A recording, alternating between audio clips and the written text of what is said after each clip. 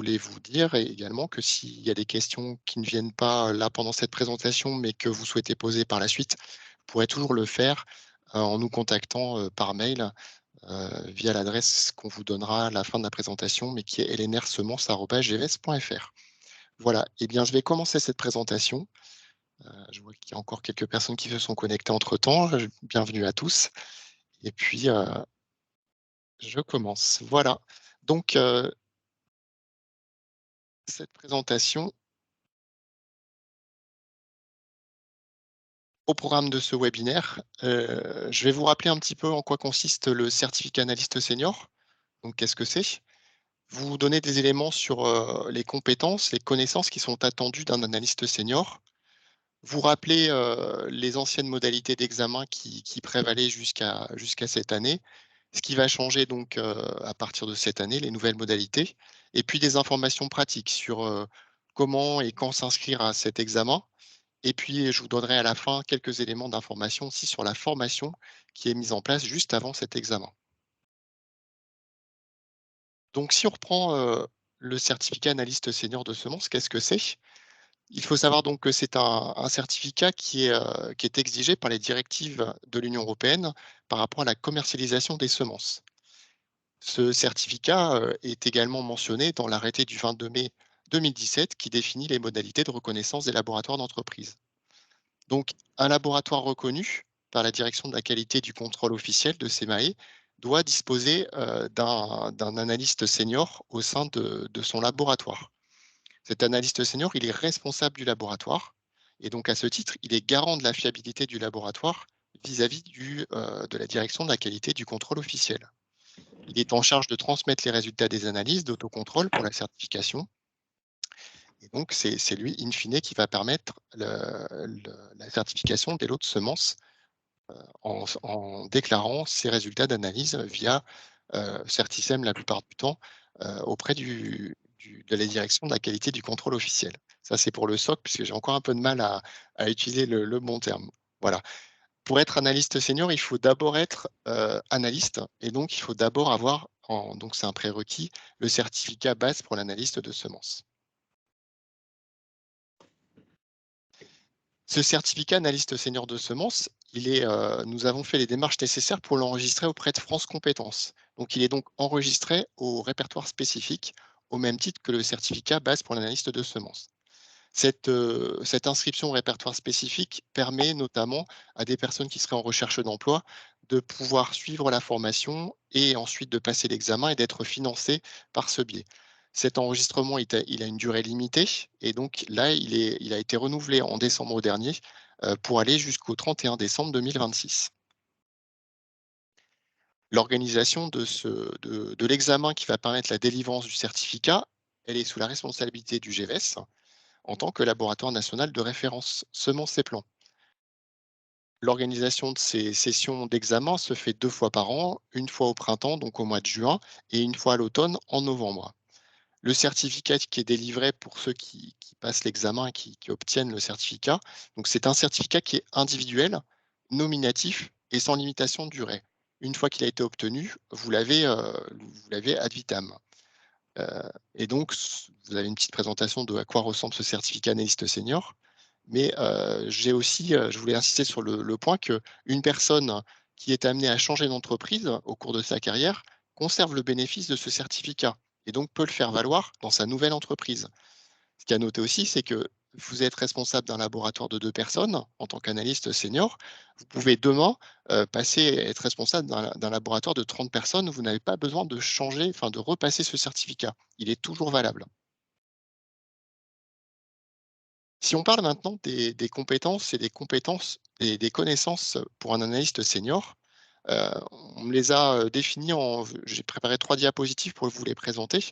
Et donc, elles sont d'ordre réglementaire.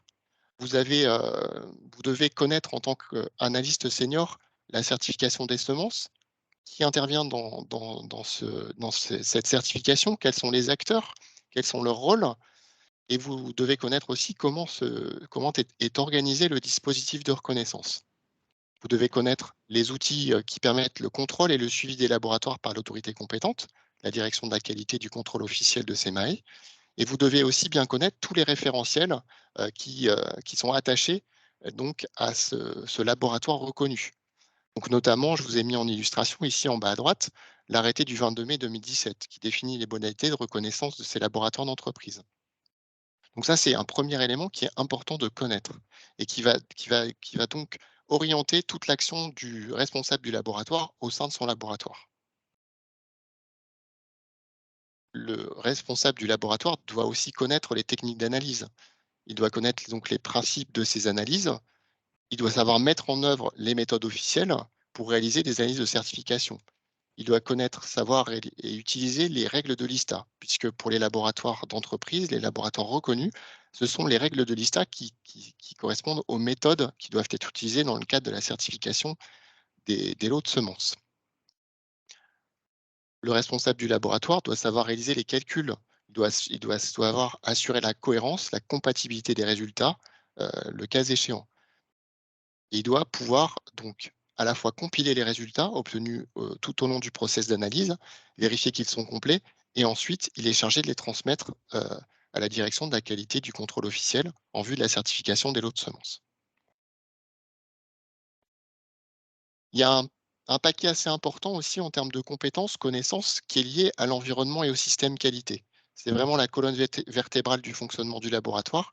Et donc, le responsable laboratoire doit organiser, faire fonctionner son laboratoire tout en respectant toutes les exigences qui sont attachées à ce laboratoire reconnu. Donc, il y a des principes d'organisation du laboratoire qui doivent être connus et doivent être mis en œuvre. Il est nécessaire qu'il sache organiser son laboratoire. Notamment, on doit pouvoir aussi savoir comment choisir, acheter, qualifier et suivre ses équipements. Il doit avoir des connaissances en métrologie et donc en particulier la métrologie qui est applicable au niveau du laboratoire reconnu. Il doit maîtriser, gérer cette métrologie et donc l'appliquer en fonction de ce qui est nécessaire et des équipements qui sont mis en place au niveau de son laboratoire. Vous avez tout l'aspect également consommable, tous les consommables du laboratoire.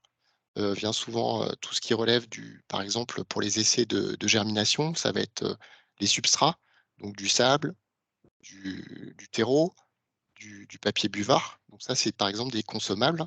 Donc il faut savoir comment les acheter, quels sont les contrôles qui doivent être mis en place. Donc c'est des éléments qui sont importants. En tant que responsable d'un laboratoire, vous pouvez être amené au long de la vie du laboratoire à mettre en place de nouvelles méthodes ou à prendre en compte des évolutions de méthodes. Donc vous devez être capable de les intégrer dans le fonctionnement du laboratoire et de valider leur emploi. Pouvoir dire, ça y est, mon laboratoire maîtrise cette méthode, je peux implémenter cette méthode dans mon laboratoire et donc mener à bien des analyses. Il y a tout un travail aussi à mener en termes de suivi, de veille par rapport à la fois aux méthodes, mais également de la certification. Si demain, il y a des nouvelles espèces qui sont recherchées dans une analyse de dénombrement, par exemple, eh bien, il faut savoir lesquelles.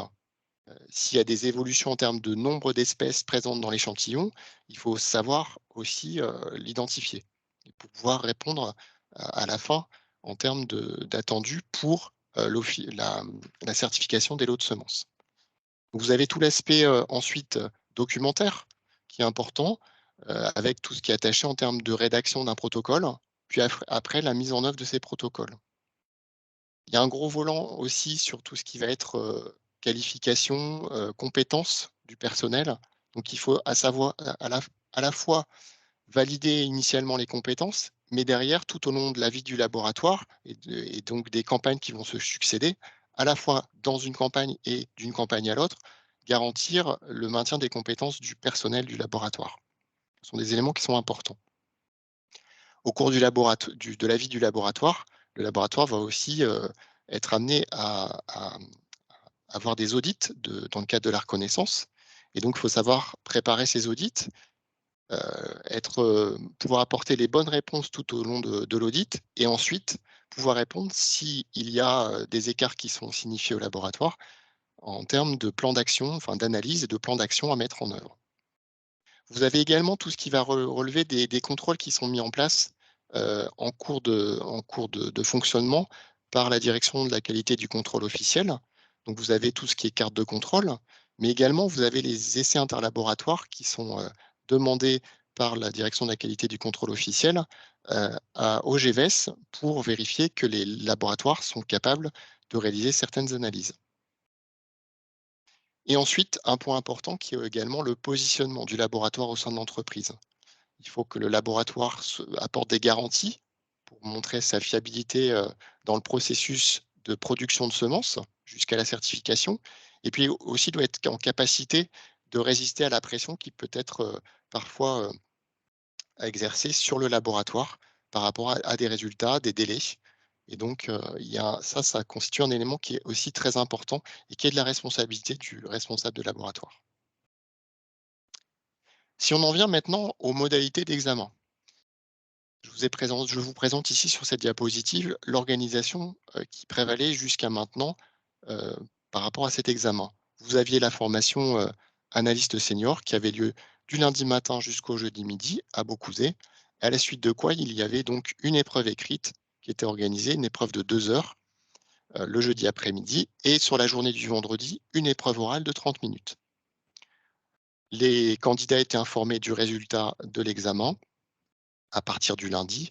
Et puis pour ceux qui avaient passé l'examen avec succès, il y avait délivrance des certificats papier dans la foulée. Ce qu'on a pu constater, c'est que l'épreuve écrite de l'examen était souvent difficile par rapport à la rédaction et que les notes qui étaient, qu'on pouvait, qui étaient données en fait, hein, étaient attribuées, étaient moins bonnes sur cet exercice. Et donc ça constituait un exercice qui était compliqué, en particulier, puisqu'on voit souvent des candidats qui se présentent à cet examen et qui sont déjà sortis du système, on va dire de la formation initiale depuis de nombreuses années et se replonger dans ce type d'exercice n'est pas toujours évident, de de pouvoir répondre aux questions, d'organiser les choses dans un temps qui est assez contraint. Donc on a souhaité, supprimer cette épreuve écrite pour se recentrer sur une épreuve orale, en face d'un jury d'examen. Et donc à partir de juin 2022, cette épreuve écrite donc est supprimée et on a, réorganisé aussi l'oral, de façon à pouvoir, toujours, bien, évaluer les compétences, heu et pouvoir délivrer ce certificat analyste senior. Les éléments suivants, hein, tout ce qui relève de l'information des candidats et de la délivrance du certificat ne vont pas changer, hein. C'est vraiment, cette épreuve écrite qui est supprimée et le l'oral qui vient remplacer complètement, les épreuves d'examen. Alors si on regarde plus précisément comment va se dérouler ce nouvel oral, eh bien nous allons demander aux candidats de se présenter 45 minutes avant le début de l'oral et donc quand il va se présenter, ce candidat, on va lui demander de tirer au sort un sujet. Donc il va avoir 30 minutes de préparation, par rapport à ce sujet.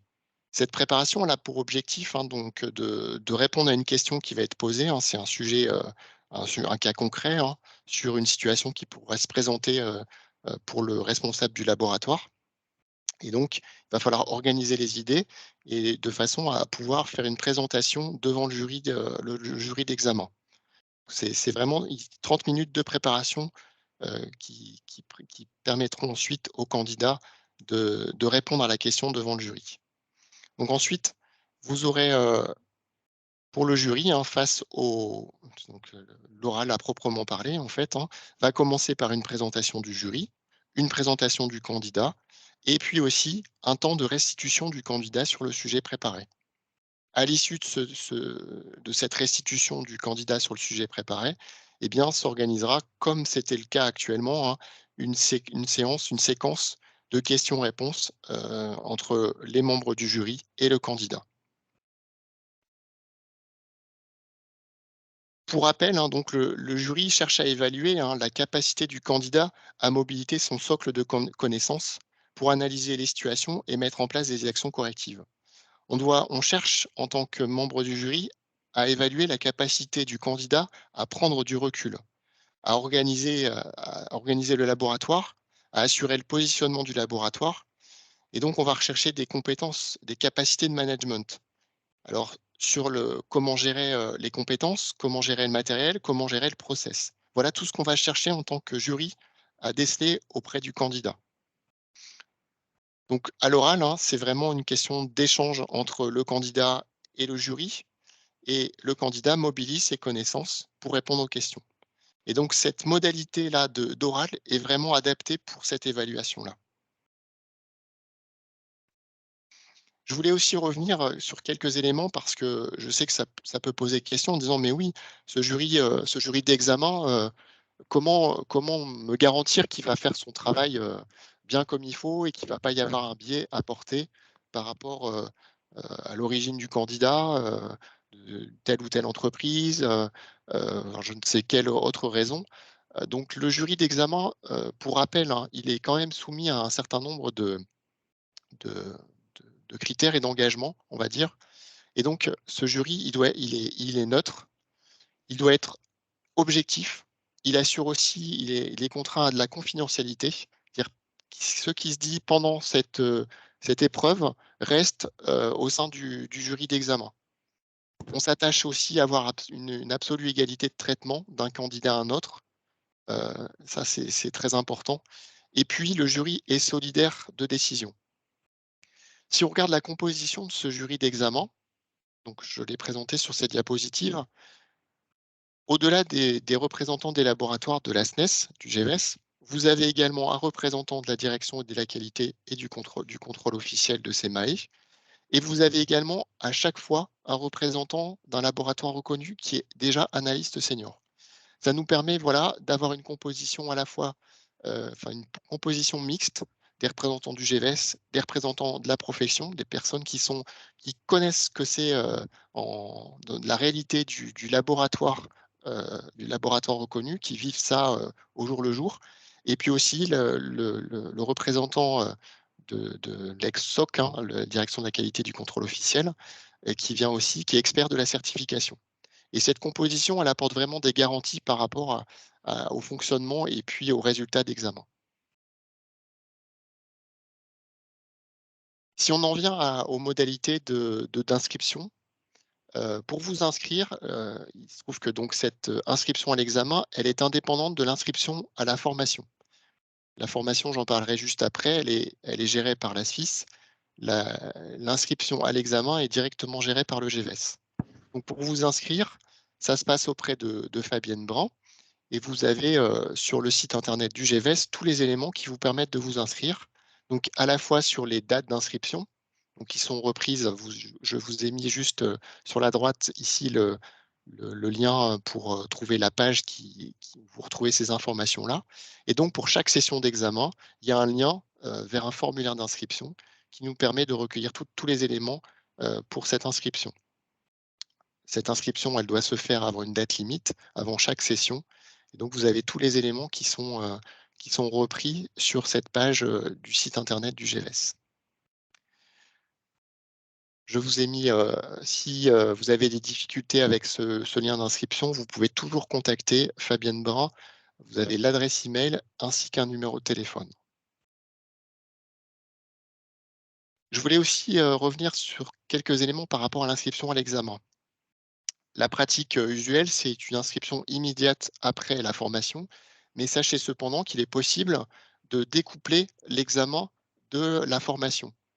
C'est-à-dire que les candidats s'ils le souhaitent et en accord avec leur entreprise, hein, s'ils sont, envoyés par leur entreprise, peuvent se présenter à l'examen lors d'une des 2 sessions, enfin d'une des sessions suivantes, d'examen, sans dépasser 2 ans après la formation. Parce qu'on a estimé qu'au-delà de 2 ans, heu, ce n'était plus pertinent de s'inscrire à l'examen. Si jamais le candidat échoue à l'examen, il faut savoir qu'il peut repasser l'examen. Donc c'est possible de repasser une fois l'examen et dans l'une des 2 sessions qui suit la formation. Il est possible aussi de refaire la formation et puis de repasser l'examen, dans les mêmes modalités que j'ai exposées juste avant.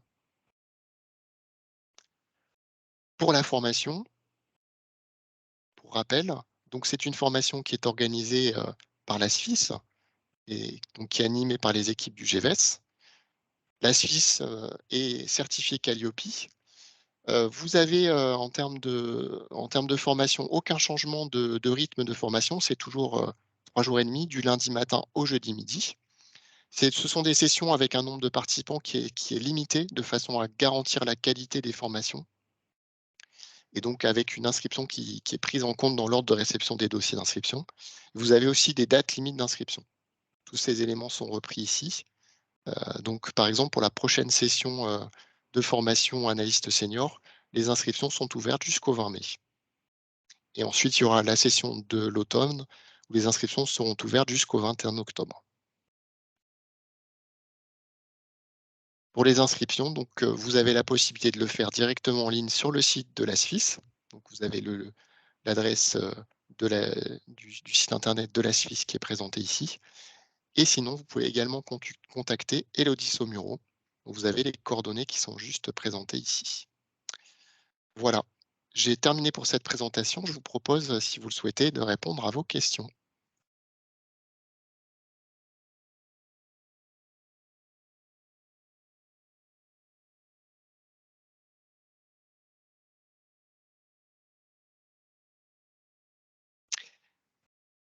Je n'ai pas de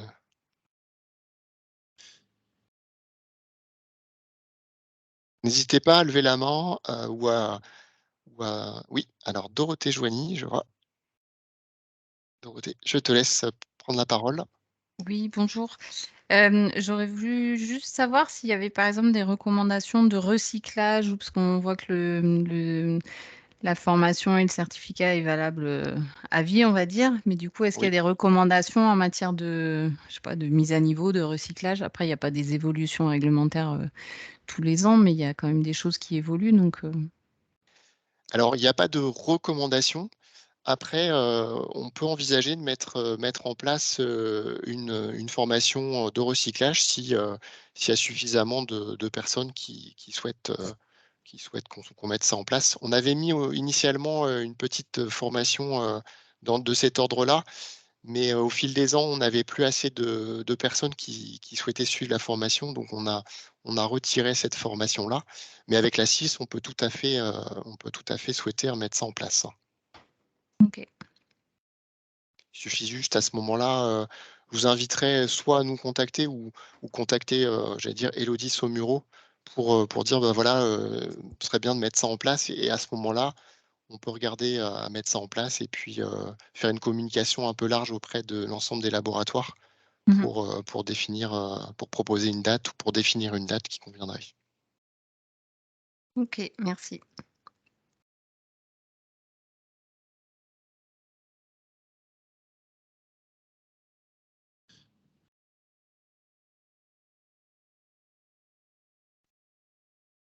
Est-ce que tout a été clair pour tout le monde? Comme j'ai pas de retour salle, trop, je lance des perches.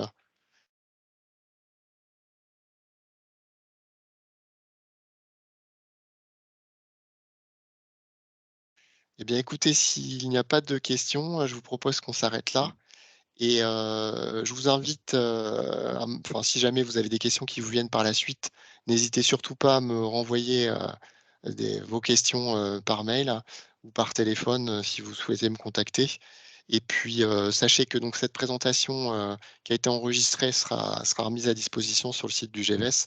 On vous enverra le lien à tous les participants, hein, donc voilà, n'hésitez pas. Eh bien, écoutez, je vous remercie pour votre participation et puis, je vous souhaite une bonne journée.